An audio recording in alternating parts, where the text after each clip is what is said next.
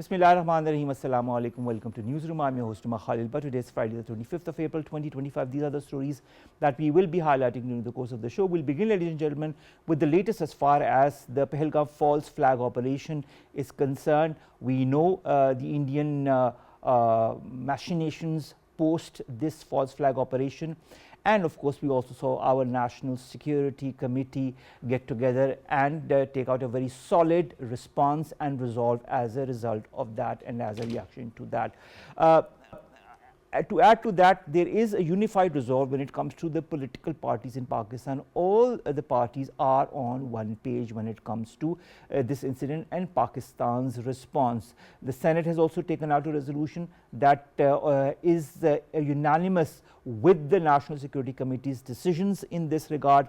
And also, of course, India is using its media, India is using its Sikh soldiers, or trying to use them, because many of the Sikh soldiers have refused to take part in these machinations, in these attacks against Pakistani interests. And to add to that, prisoners, Pakistani prisoners who are in Indian jails, some of them, it is being reported that 2 to 3 prisoners have also disappeared from the jails, and they could be used against Pakistan. And then of course the maligning of Pakistan and the usage of the Pakistani card, as is the case with India, might be used again by the Indian government.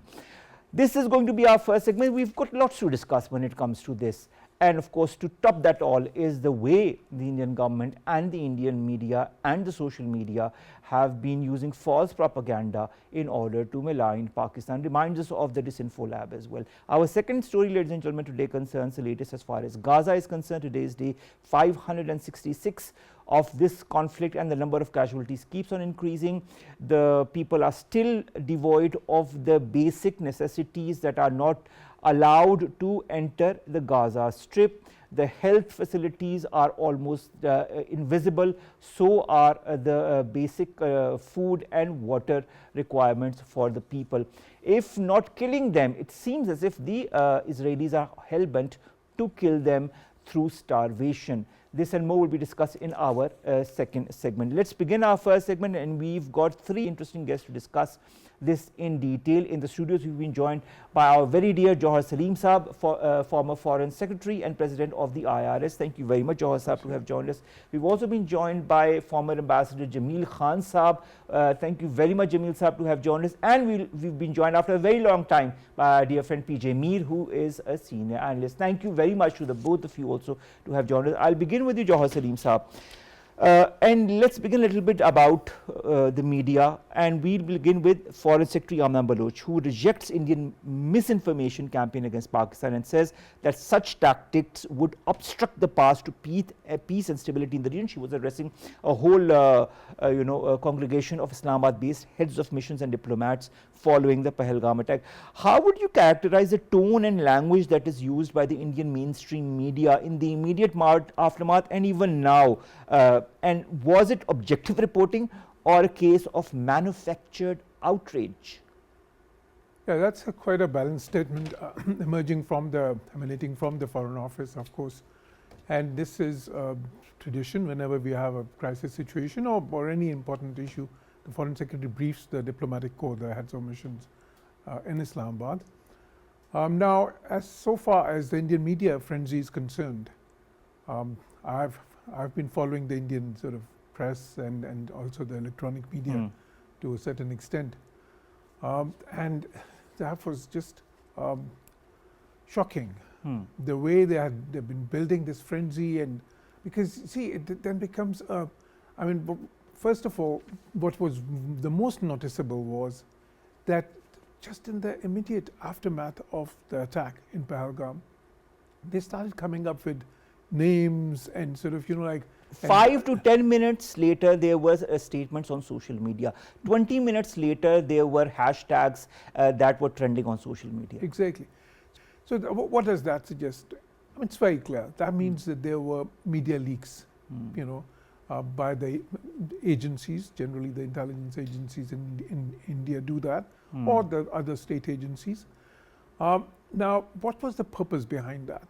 So when you are doing that, you are basically creating an ambience where there's then public pressure, sort of, and then if there is that much public pressure, the government has to take some steps, and so what it means is that there was a preconceived strategy to, first of all, to stir up emotions on this particular issue, and then sort of, like in keeping with the votes with that sort of, that frenzy, then the government would come up with some very strong measures. So we saw that, of course, Prime Minister Modi, he called off his trip, the remaining part of his trip to Saudi Arabia. He got back to New Delhi and had those meetings, and immediately afterwards, he announced a range of measures, 5 measures actually. Okay, 4 of those measures were probably okay, there was nothing sort of new about them, in crisis situations between Pakistan and India. In similar instances, they've been all sort of, part of the, literally the SOP, I would say. But the 5th one, or the main one, this suspension or abeyance, holding in abeyance of the Indus Water Treaty. We will hold in abeyance, and that I've been focusing on my commentaries as well, that, this technical distinction is important. So that was announced. Now this is something which is unprecedented. It has never happened before.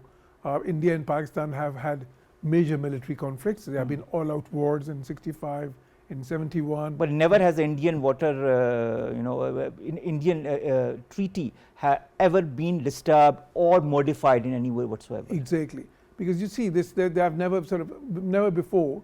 The water has not been weaponized or used as a tool, sort of as a military tool, I would say, or a tool of intimidation or grave provocation, which they have done this time. Now this is something which is not just unprecedented, it's totally illegal. Not just illegal as per the treaty itself, because there's no provision within the treaty. I've seen the sort of, I've skimmed through the treaty.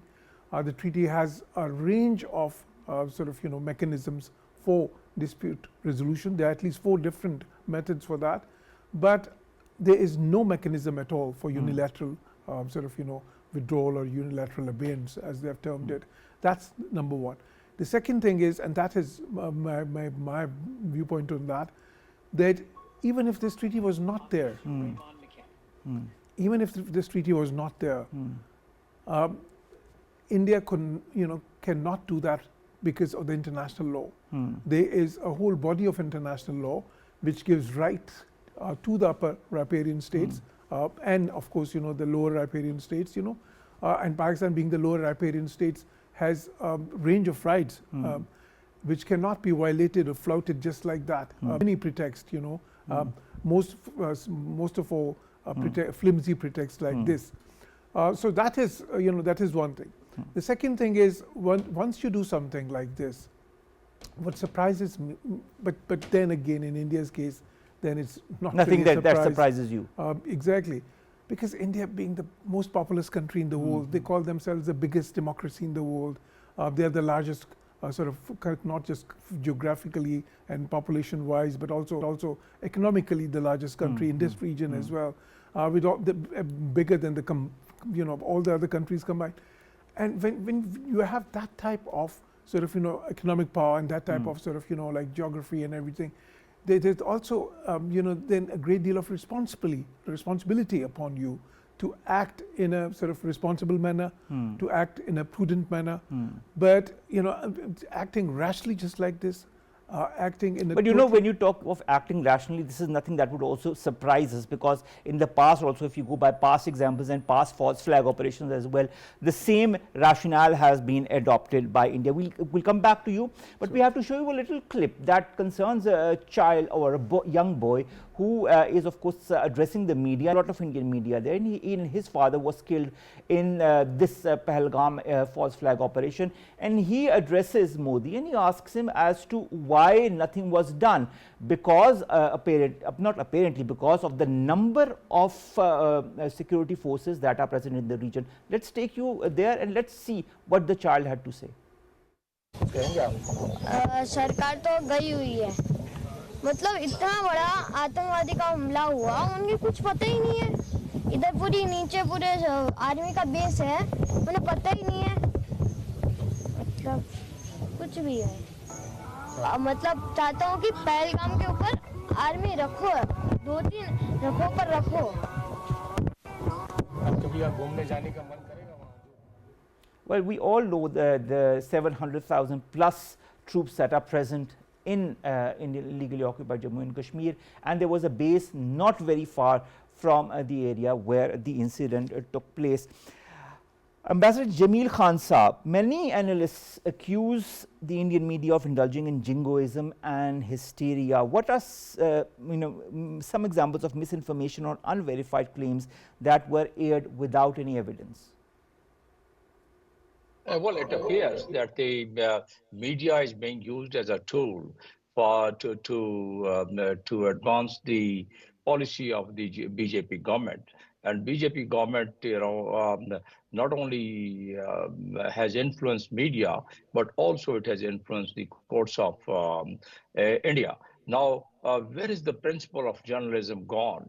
Where the truth and accuracy has been the main focus in reporting, and where the government in India is framing the news stories as a matter of fact, and also passing it on to the media houses to disseminate it. So that by itself is obviously a matter of concern, not only for a country like Pakistan, but for the world, that India claims to be a democratic country where free speech and where the media is free and where people have the democratic means to have the information.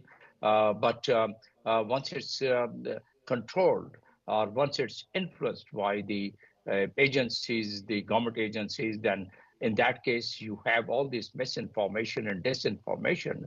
It's not only the media, mainstream media, but it's also the social media. And those social media is fully powered by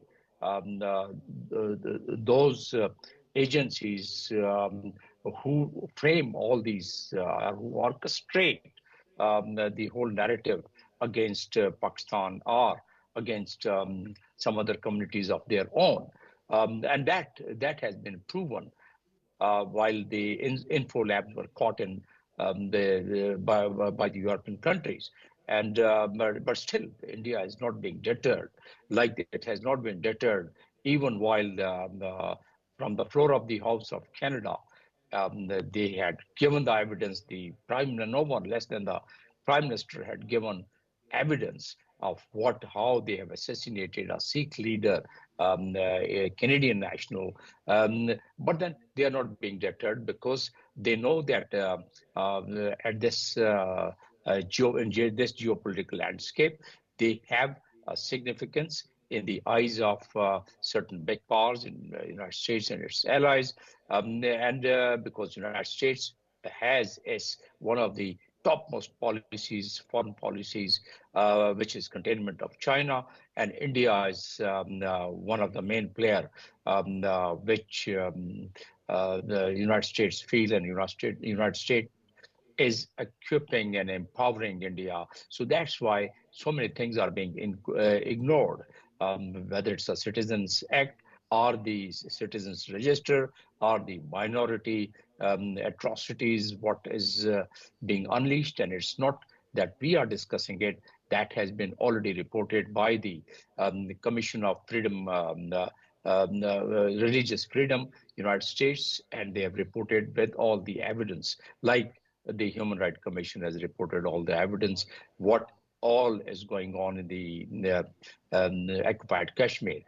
So despite all those things, India gets away with it. But now coming back to that media is being used as a tool of the strategic aims which India has, and the way they have been able to impose, I would say, after abrogating Article 33, 70, and 35 from their own constitution, and the way they are trying to crush the freedom movement, which is a genuine and justified movement, which is a movement which is permitted under the norms, under the international norms, and the General Assembly Resolution 2649, where people have the rights once against the occupying forces to resist. But then all these strategy which India has framed, it's basically A, to suppress the Kashmiris, B, to malign Pakistan, which they've been doing it. In fact, they have never left any forum where they would not raise this cross-border terrorism and that rhetoric which they've been propagating against Pakistan in the UN forums and also wherever they find a chance. Every time there's a high-power delegation visiting, particularly from United States. Now, in this case, it was the Vice President of the United States while he was there, and this false flag operation has been staged for that. And now that the evidence pouring in from and which is available to the entire world, one can very conveniently and easily make out that that even with a simple logic, even with a simple analysis of the whole incident, scene of incident, and the subsequent statements by the Indian authorities and Indian media, it easily one can conclude that it is no less than the false flag operation. And once we compare it with the previous false flag operation like Chhattispura, which is a classic example, and the Madeline has already mentioned it in her book, Clinton, while writing preface of it, writing the comment on it, he has also mentioned about it. So I think there are the evidence in which one can very conveniently construe that it was a false flag operation. Now, how do we, our Foreign Secretary, rightly so, and as my friend and Ambassador George Salim was mentioning, that it's a normal norm that in various countries, if such a situation arises, the ambassadors of the respective the capitals who are stationed there, they are invited and they are briefed about the situation. So rightly so, our Foreign Secretary has also briefed them about the situation. But the story should not end here. The effort should not end here. As a matter of fact, The story should not. Yes, Jamil Sahab, the story should not end here. But what I'd like to understand from you also, PJ Mir, being a seasoned journalist, on the one hand, we see the Indian media that has been used as a tool for misinformation, for disinformation, and for jingoism, for propaganda. On the other hand, we also see the Indian media pressurizing the Indian government, one way or the other, to take aggressive policy decisions.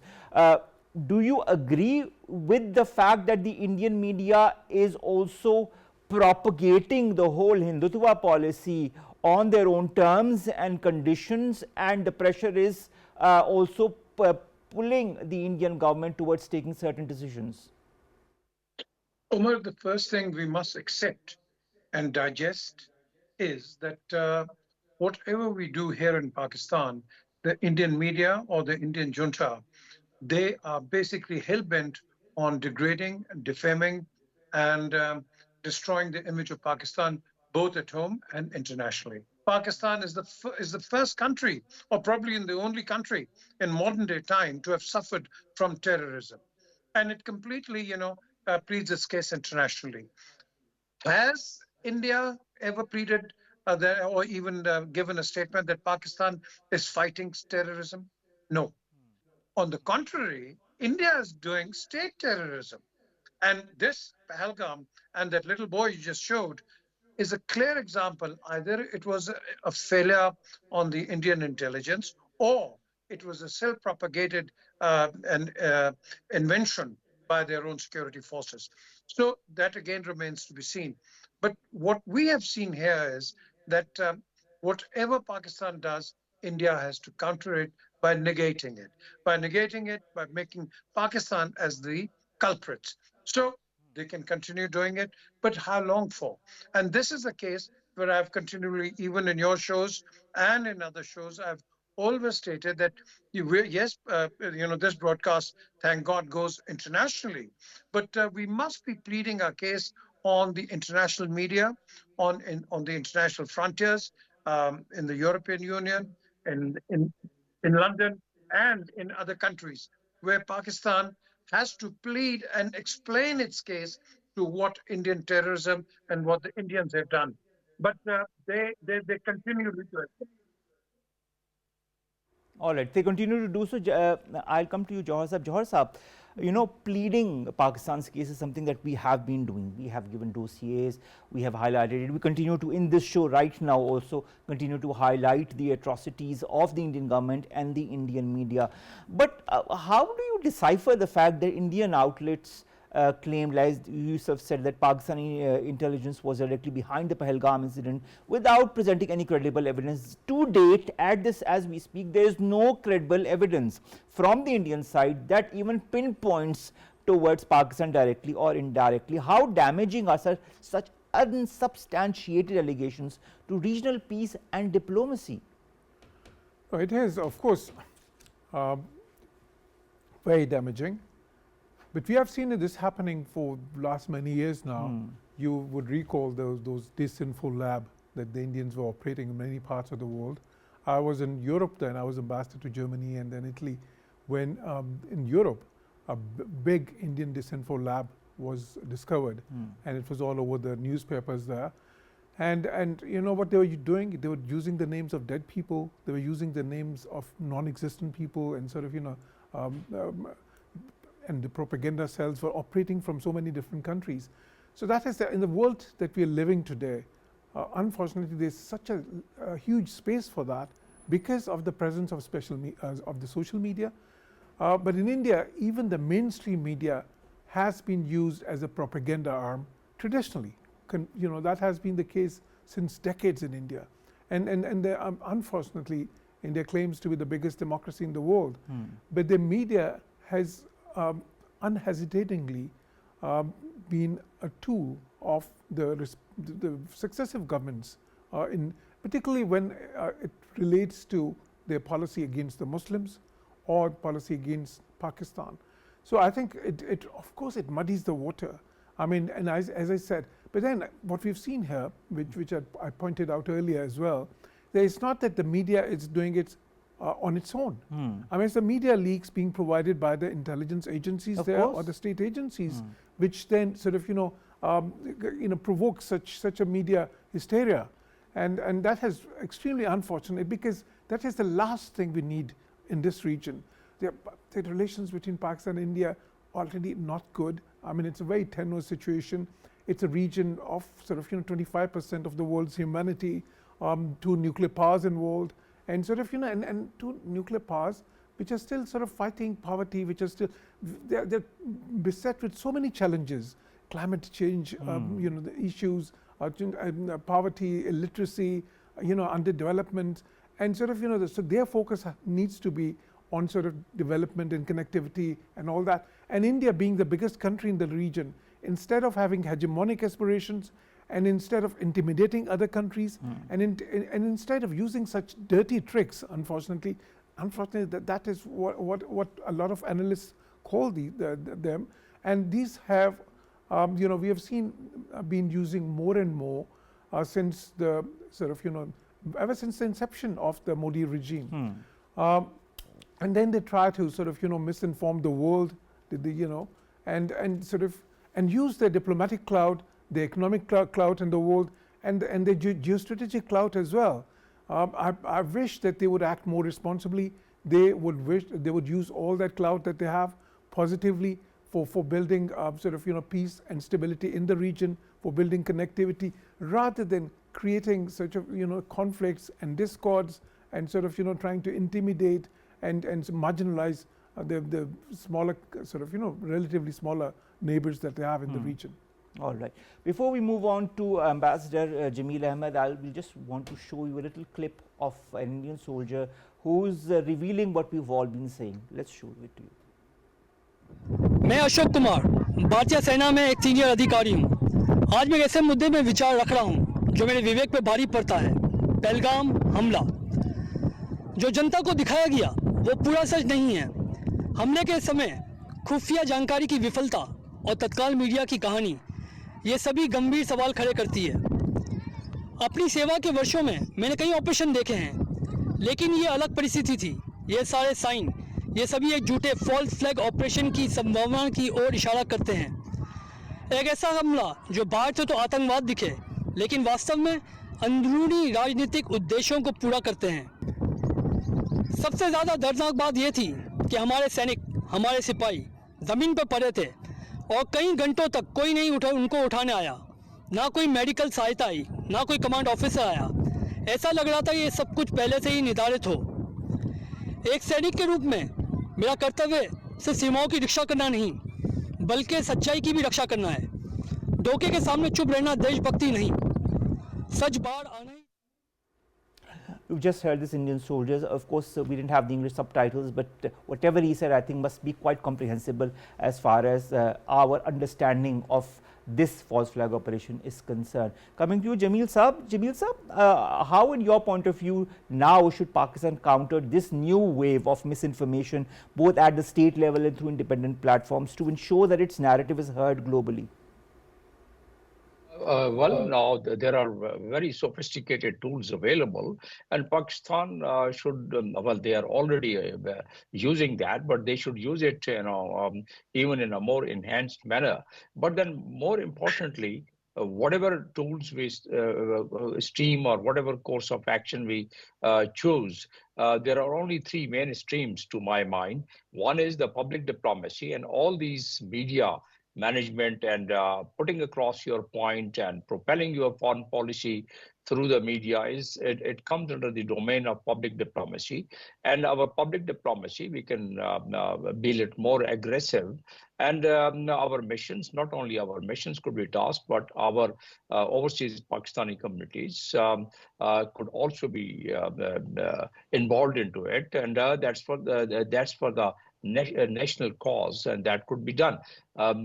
We should also go to various universities, various places, give our lectures, and bring this awareness as to what is happening. There are two nuclear armed countries, and if with this kind of information and disinformation and propaganda, that could cause a very big harm. That always increases the temperature, and there are likelihood and there are chances that it's escalated.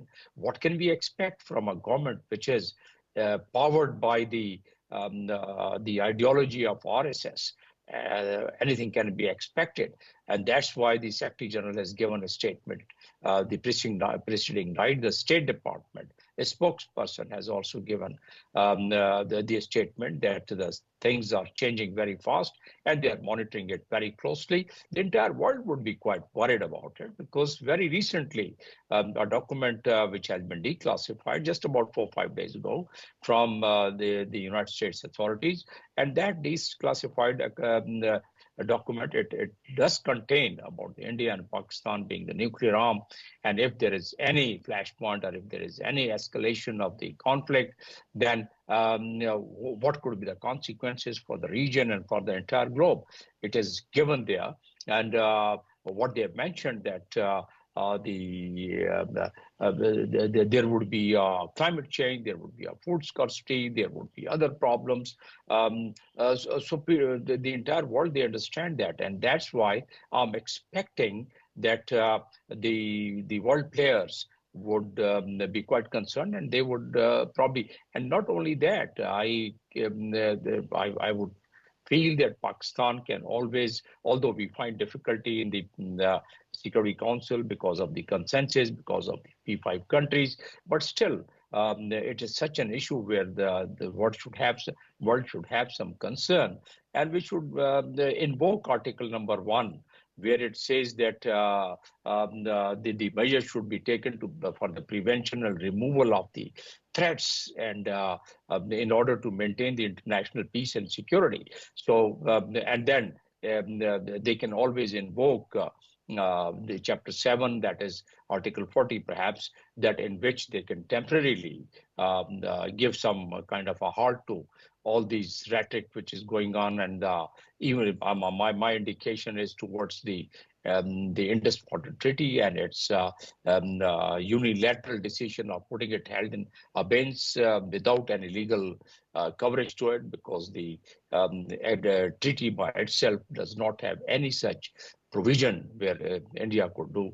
Anyways, they have not really officially conveyed it to our mission while they had conveyed the other points. But at least their foreign secretary has in its that has been sent from the Indian side. There is a letter, Jamil Sahab, that has been sent from the Indian side. P. Jamil Sahab, last question to you. The legality of the Indus Water Treaty and the legality of the decision, the unilateral decision that has been taken by the Indian government in the wake of this false flag operation and all that has ensued as well. How can Pakistan use the international legal platforms as well as the international media in order to highlight the true face of India and also the truth regarding the Indus Water Treaty and the legalities behind it? Very good question, Omar. First of all, we need to find out what is the legality, what is the power, and what is the authority of the Security Council. When we speak about legality, I mean, when Pakistan presents its case, India goes along and flaunts it. So we need to find out where are we going and who are we addressing to our problems. I mean, that is the foremost and first thing to do. I mean, what Pakistan needs to do is get on the right track. We need to revoke this 35A, 3370, and then move forward. This water treaty, it was more or less in abeyance before anyway. So they haven't really told us, but Pakistan has indicated, not said, it has indicated it will be an act of war if India implements whatever it wants to do. So let's wait and see what India does first. And then after that, then Pakistan will do whatever is necessary. But again, why go to that extent when really we can sit down and talk and renegotiate or discuss these matters? Of course, they're the riparians. What if tomorrow China, where the water comes from, decides that they want to stop all the water in India? Then what does India do? So this is an ongoing enigma. China, we'll have to wait and see what it does. But we'll have to wait at what India does. Now, if India goes to an extreme, we are 85% agriculture, and if it wants to, let's say, deprive us of the water, then of course, then all we're asking for is an international calamity. Well, let's not go into that.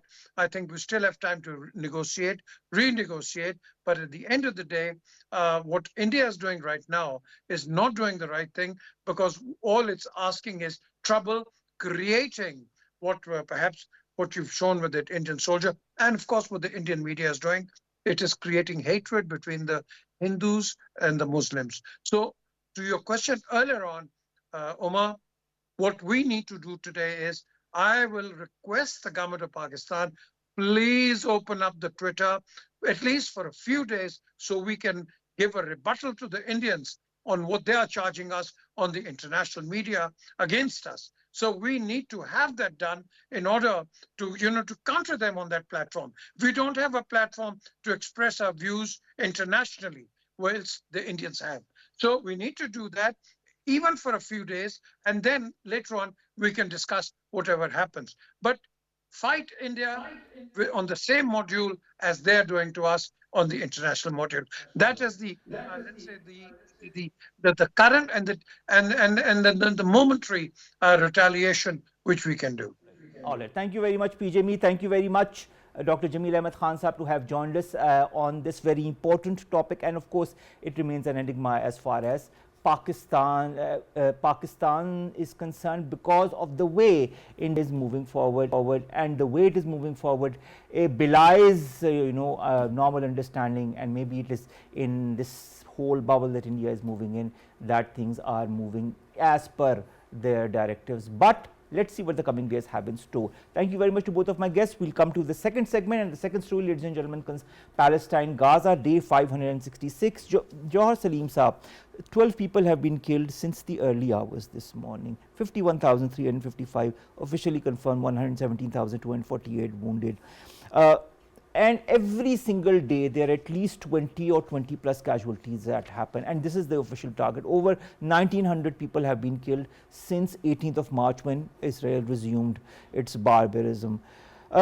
What I'd like to understand, why isn't the international community doing what it should do under the current circumstances in the light of continued civilian deaths, including women and children? Yeah, I think what has happened is, because we saw perhaps an unprecedented media reaction to the atrocities there, and also statements from the countries. We saw actions within the UN, both within the UNGA last year, UN Security Council, ICC, ICJ. So literally all the mechanisms, sort of, like people all over the world, they spoke. There were demonstrations that are all around, whether these were universities or whether these were sort of, just public in general. Everywhere, literally, all walks of life, we saw that. But then at the end of the day, as I had been saying, that if we'll find any way out, that would be through the negotiations that the Americans are sort of conducting under their auspices. But do you feel these negotiations would have any leeway, any headway? Well, those negotiations proved, they led to what? Those negotiations produced a temporary ceasefire. And before that, there was sort of, very short durations of ceasefire as well. So those negotiations also led to, I would say, in certain instances, resumption of the assistance, the direly needed assistance that they required. But there's again no assistance since the 18th of March. Exactly. So, but at the same time, there are limits to what those negotiations have produced. Unfortunately, the Biden administration, they tried their best, and they failed, quite frankly. They tried their best not just because of the international public opinion, not just because of the public opinion in the US, not because of what was happening in the multilateral fora all around the world, but also because of the fact that they could have lost an election due to that, and they did lose an election. Whether it was partially due to that or sort of wholly due to that, that's open to debate.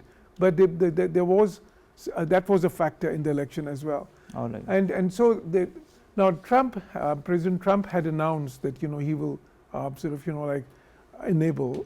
Joseph, we're a bit short of time, so I'm going to ask you this last question. Sure. President Trump said he was an anti-war president, but he seems to be siding with the Israelis. When you see the lack of food, water, medicine, and all the other basic health facilities, when you see children dying of starvation, when you see the settler violence that adds to that, and when you also see the forcible transfer of Palestinians that is growing across Gaza, what do you foresee as the end game? If you could give us a short answer.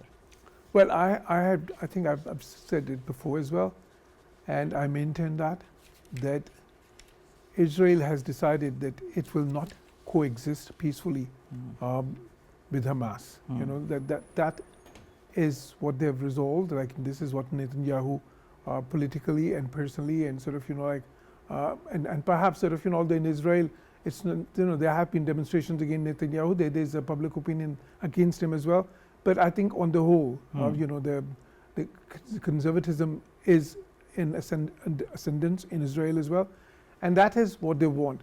So unless and until they achieve that objective of sort of ensuring, number one, that the capacity of Hamas is degraded to the extent that they want, and number two, that Hamas has no major role to play in the post sort of conflict scenario, unless and until they achieve these two objectives, I don't think they would put an end to the Houthis. All right.